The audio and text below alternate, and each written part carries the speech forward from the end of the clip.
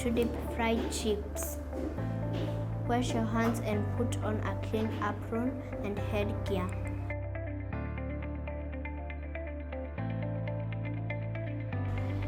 Peel the potatoes and wash them in clean water. Heat oil in a deep fryer or deep saucepan until it is hot. Use a draining basket or spoon to lower the sliced food into the hot oil gently.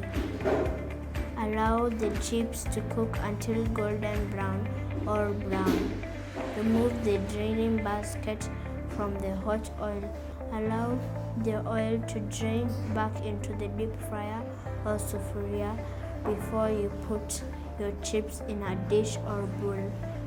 Line the bottom of your dish or bowl with clean paper that can absorb the excess oil.